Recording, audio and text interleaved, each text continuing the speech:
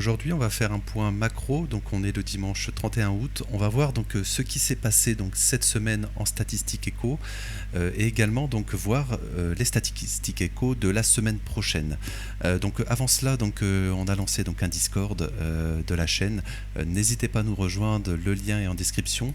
Donc, alors cette semaine, on a eu donc on a eu plusieurs choses. Alors, avant cela, donc maintenant, je vais plus montrer sur Investing comme ici. Je vais montrer donc sur Trading Economics. Tout simplement parce que j'utilise beaucoup ensuite les statistiques du site. Donc, c'est beaucoup plus simple. Et également, il y a des différences entre les deux. Notamment, en fait, sur les forecasts et le consensus. En fait, la différence entre forecast et consensus. Forecast, c'est plus... c'est en gros, c'est une sorte d'algorithme sur le site qui va donc faire une prévision. Et le consensus, c'est vraiment ce qui est important, c'est le consensus des économistes. Donc c'est vraiment ce qu'il faut suivre. Voilà, donc je vais plutôt me baser sur ça maintenant. Donc le consensus économique des économistes, pardon, et donc avec les prévisions, etc. Enfin voilà. Vous voyez donc le forecast, je vais un peu m'en regarder parce qu'il diffère tout simplement. En fait, on a des différences entre les sites. Donc je vais rester donc sur le site Trading Economics.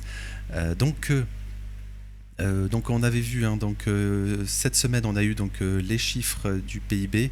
Donc chiffre du PIB, donc c'était la deuxième estimation. On avait eu la première il y a 2 semaines il me semble. Là c'est la deuxième et après on aura les chiffres définitifs un peu plus tard. Donc du deuxième trimestre. Donc ils ont été donc supérieurs aux attentes.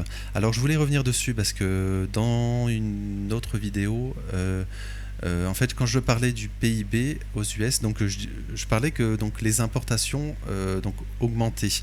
Alors en fait, c'est pas les importations qui augmentent, c'est la part des importations dans le PIB, ce qui fait une différence. Il y a tout simplement, les importations ont pesé plus dans le PIB, mais ça ne veut pas dire que les importations elles-mêmes augmentent. Voilà, je vais vous montrer donc pour rappel, le PIB se calcule, donc c'est la consommation, la consommation des ménages, plus l'investissement privé, plus les dépenses publiques, plus, entre parenthèses, les exportations moins les importations, parce que c'est le produit intérieur. Si je reviens donc sur les importations, en fait, on voit que tout simplement sur le deuxième trimestre, elles ont fortement baissé. Et ça, on en avait déjà parlé. C'était donc pas à cause des les entreprises ont anticipé donc les tarifs et donc ils ont fait des stocks. Donc ils les ont fait au premier trimestre. Donc tout simplement, les importations étaient très fortes au premier trimestre, beaucoup moins au deuxième. Et donc cette part négative, on va dire, dans le PIB, elle était très présente au premier trimestre et donc beaucoup moins au deuxième. C'est ce qui a fait exploser le PIB. Donc c'est temporaire. Après, les entreprises vont donc ils vont redevoir donc racheter avec des tarifs cette fois-ci et donc restocker pour leur stock, tout simplement, pour leur activité. Et donc tout ce processus en fait qui vise, les États-Unis souhaitent que les entreprises s'installent donc aux États-Unis. Tout ce processus va prendre du temps, donc les tarifs en fait vont vraiment rester. Une entreprise ne va pas construire une usine en quelques mois, bien sûr. Elle lui faudra donc généralement même quelques années, ça dépend du domaine.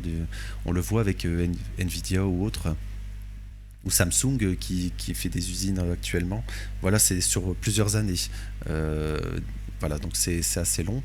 Voilà, en fait, sur le long terme, la stratégie peut être gagnante, tout simplement, parce qu'on va baisser sur le long terme donc les importations, parce que la production se fera aux États-Unis, et également voilà, ça pourrait dynamiser les exportations, et tout cela va rentrer dans le calcul du PIB et ça sera positif. Plus d'exportation que d'importation dans le calcul du PIB. Voilà, je vais revenir dessus. C'est très positif, tout simplement. Voilà, ce qui est le point négatif en fait sur le deuxième trimestre, c'est les investissements qui sont en baisse, investissements privés. Voilà, c'est vraiment le point négatif. Après, les dépenses publiques, peut-être que voilà, les États-Unis coupent très fort dans les budgets, donc on aurait peut-être ça à terme également, une baisse des dépenses publiques, et ça également c'est négatif pour le PIB dans le futur. Voilà, je reviens, voilà les importations, on en a parlé. Donc également les exportations qui rentrent donc dans le calcul. Exportation, donc on voit au deuxième trimestre une hausse, enfin ça dépend surtout en fait au mois d'avril, exportation en hausse. Alors en fait ça correspond également au dollar, en fait, au dollar qui... Voilà, en fait, depuis le début de l'année, le dollar se déprécie. On regarde le mois d'avril, regardez, on a vraiment bien baissé, hein, mois d'avril par exemple. En fait, le dollar se déprécie, je reviens sur les chiffres, pardon, rapidement. Ici, exportation, importation, exportation. Alors, export, voilà. Donc oui, en fait, le dollar se déprécie. Donc en fait, c'est positif pour les États-Unis, hein, ils deviennent plus compétitifs donc sur le marché mondial. Tout simplement, et également, donc ils peuvent vendre, hein, tout simplement, c'est moins cher. Par exemple, on achète en euros, c'est beaucoup moins cher d'acheter en dollars actuellement. Enfin, de convertir ces euros pour acheter en dollars. On a plus de pouvoir d'achat en euros, tout simplement, si on achète aux États-Unis. Et également les volumes. En fait, les volumes indiqués sur le site sont en dollars également. Donc, bien sûr, si le dollar baisse, on va dire les volumes. Comme les volumes sont en dollars, en fait, ça augmente également les volumes en dollars. Voilà, j'espère, je ne sais pas si c'est très clair, mais tout simplement, c'est un peu comme on l'a vu il y a quelques jours, enfin, sur un autre brief. Alors, je ne sais plus c'était quel sujet finalement.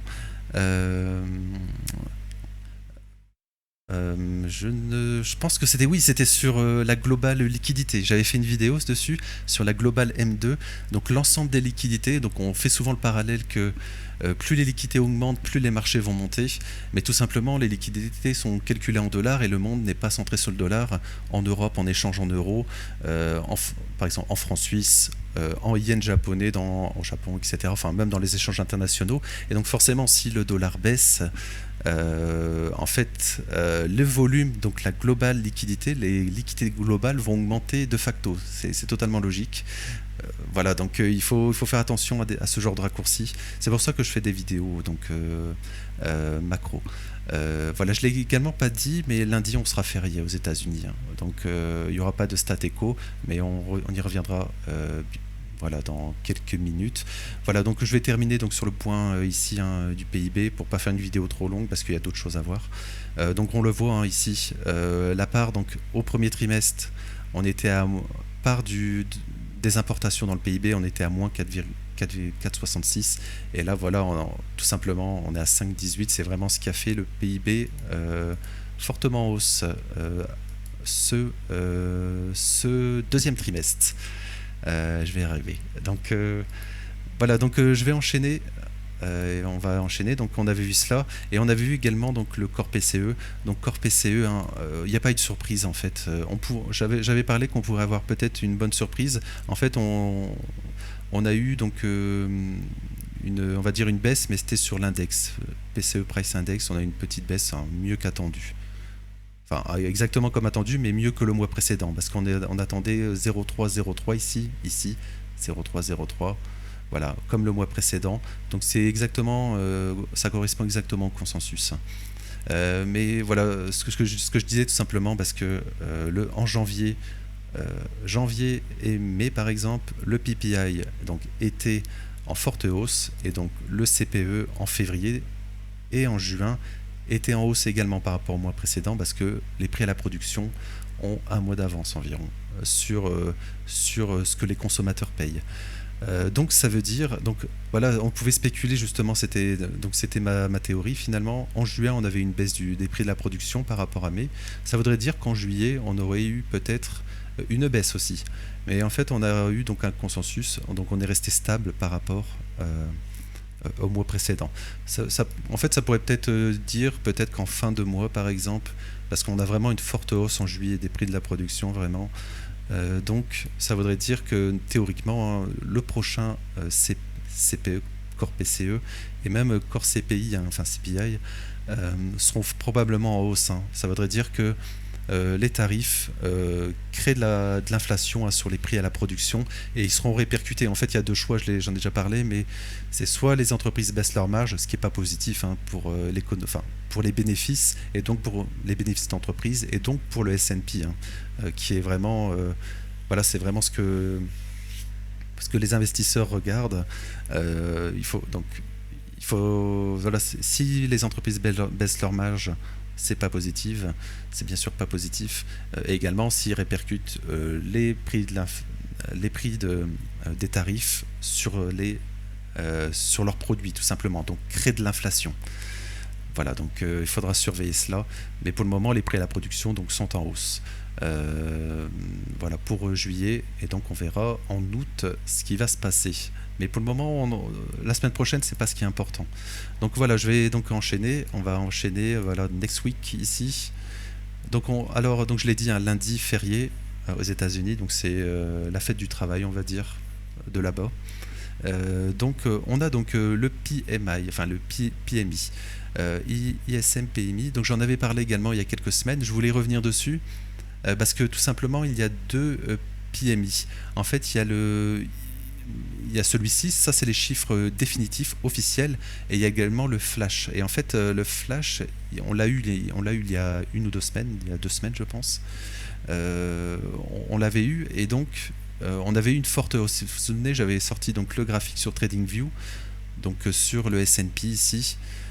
Vous vous souvenez, on avait fait donc une analyse plus long terme, et on voyait donc si le PMI donc baissait, en fait, on a généralement une chute, une correction sur les marchés. Et inversement, par exemple, voilà, ça baisse ou ça stagne. On a, voilà, sur le S&P, ça te fait de même. Si ça monte, voilà, les marchés, PMI monte, les marchés montent, etc. Également ici, après Covid, voilà, forte baisse avec le Covid. Fin du Covid, on prend, les marchés montent, etc., etc. Il y a une belle corrélation sur du long terme, hein. Regardez ici également. Alors ici, peut-être on avait une sorte de divergence, pourquoi pas, mais c'est pas le propos. Mais voilà, quand ça baisse fort, les marchés baissent aussi. Quand ça reprend, les marchés montent aussi. Donc, alors ici, donc j'avais dit, donc c'était sur le PMI Flash, qui est ici, hein, je vous l'ai préparé ici. Je pense que c'était ici, hein. Oui. Ici, donc c'est le PMI. Donc, en fait, la différence entre les deux, la différence entre les deux, c'est tout simplement que le flash, en fait, est en avance sur donc les chiffres officiels. Le flash, en fait, c'est un questionnaire, en fait, hein, le PMI qui est envoyé donc aux entreprises. C'est un questionnaire donc sur les directeurs d'achat, direction d'achat, et donc tout simplement le flash, en fait, celui-là qui est déjà publié, qui était à 54, hein, c'est celui-ci. Regardez, en août, voilà, on a environ, c'était 53-54. Donc celui-ci, en fait, donc c'est une donnée avancée, voilà. Et celui-là qu'on aura donc la semaine prochaine, donc mardi, ce sera celui-ci, c'est les chiffres définitifs. Et donc la différence entre les deux, c'est tout simplement que le flash est en avance. Il est tout simplement en avance, et donc il n'y a pas toutes les datas. Il me semble que c'est 80% des questionnaires donc c'est une bonne indication. C'est une indication avancée qui est souvent donc suivie, mais donc c'est pas totalement les données définitives, et généralement les données définitives sont plus faibles. Également, donc oui, le flash, c'est pas donc les statistiques officielles, donc c'est le S&P Global qui publie ça. Voilà, c'est pas quelque chose d'officiel, mais c'est suivi, et c'est souvent assez fiable. Mais ce que je veux dire, c'est que tout simplement, j'avais parlé qu'on serait plutôt à ces niveaux vers les 53-54 ici.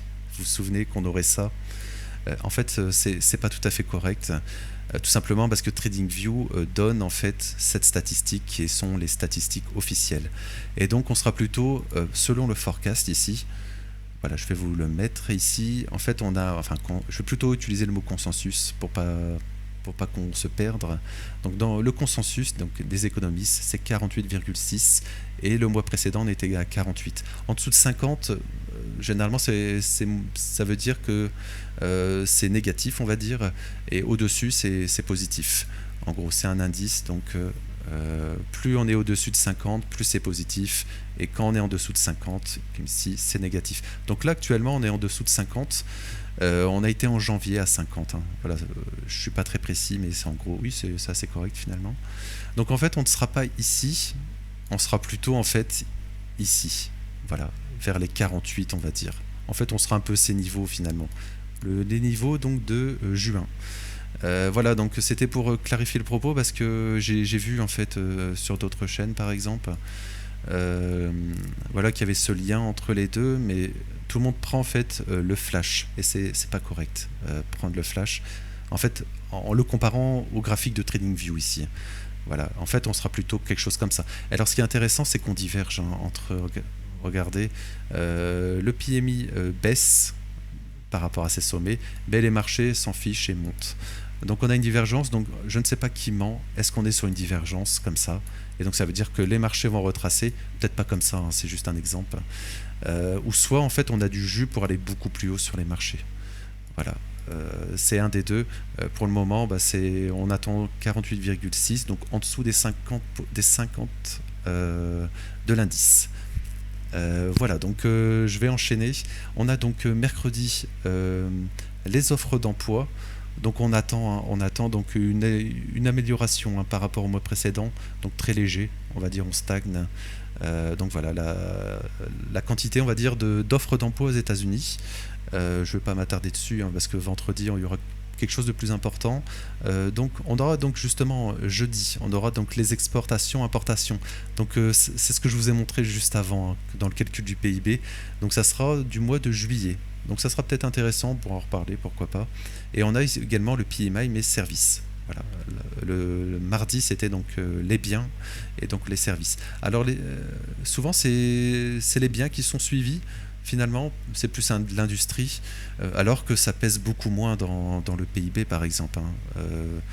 L'industrie, il me semble, c'est 20% et 80% de services. Voilà. Mais donc voilà, ça à suivre. Hein. Le PMI service. Et donc, on va pas faire une vidéo trop longue, il y a déjà presque 16-17 minutes. Oui, pour revenir au PMI, hein, des fois, il y a des petites erreurs. Hein, je fais, par exemple, concernant les importations, voilà, comme je fais des vidéos sans montage, pour en faire plusieurs finalement par jour, des fois, il y a, voilà, dans les mots...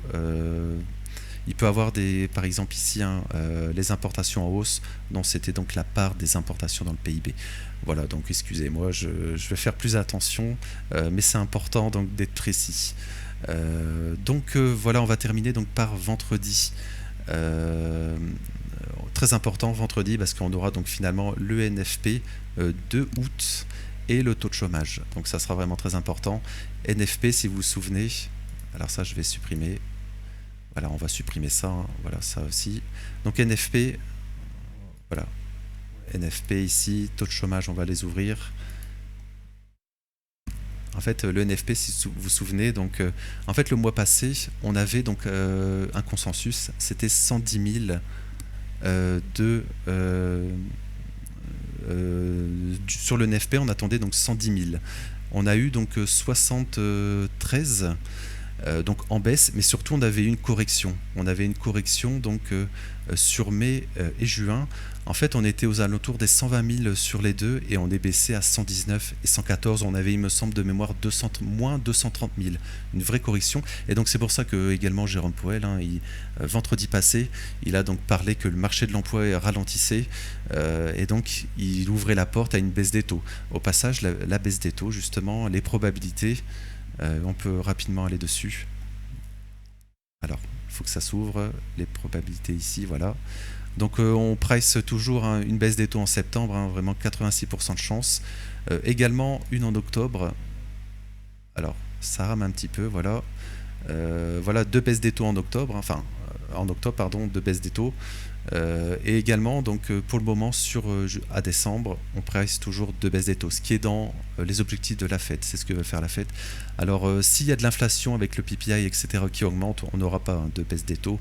Et même, je pense qu'on pourrait même avoir, début septembre sera très important, parce que on aura donc le Le CPI, le CPI, hein, le panier, donc le panier, on va dire, de la consommation des Américains en biens et services.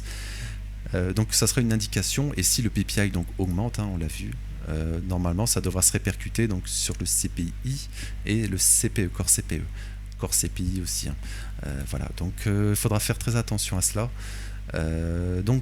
Oui, donc marché du travail, donc il faudra faire attention également si on a une mauvaise surprise. On a un consensus donc à 78, donc en amélioration par rapport au mois précédent, mais on devra faire attention s'il n'y a pas des corrections justement. Voilà, en fait ce qui pourrait donc également, donc Jérôme Powell n'est pas obligé donc de baisser les taux. Il a dit qu'il pensait, hein, c'était donc il ouvrait la porte à une baisse des taux en septembre, mais il pourrait très bien dire en octobre et peut-être une autre baisse en décembre par exemple. Mais ça c'est pas du tout pricé. Pour le moment on price vraiment 2 baisses des taux et c'est pour ça que les marchés en fait ont refait un ATH, hein. Regardez sur le ESG, on a refait un ATH, hein, cette semaine ici. Voilà, donc pour le moment on est totalement sur des tops, donc toutes les mauvaises nouvelles possibles ne sont pas du tout pricées. Pour le moment c'est le futur, tout ira bien, et donc comme je le dis, il faut toujours être méfiant quand tout va bien, et justement, et quand tout va mal finalement, c'est là qu'il faut être positif et acheter le marché quand il panique. Voilà, c'est un peu contrarien, mais c'est ce qui marche. Voilà, donc on peut regarder le taux de chômage, mais taux de chômage, alors c'est ici, donc on était à 4,2 et on attend combien? 4,3, donc une petite augmentation du taux de chômage. Voilà, donc on va en reparler de toute façon dans les briefs quotidiens, j'en reparle généralement. Chaque jour en fait on fera un petit point comme ça. Voilà, c'est pour avoir, on va dire, une vue globale en fait, hein, sur ce qui va se passer, donc ce qui s'est passé cette semaine en News Echo, et ce qui va se passer la semaine prochaine. Voilà, donc cette vidéo elle va sortir aujourd'hui, hein, enfin dimanche, et je la mettrai également dans tous les briefs également, pour le suivi donc sur la semaine. Donc n'hésitez pas à la revoir, et n'hésitez pas donc également à vous abonner et à commenter. Donc merci à ceux qui le font, et donc je vous souhaite une bonne fin de week-end et merci.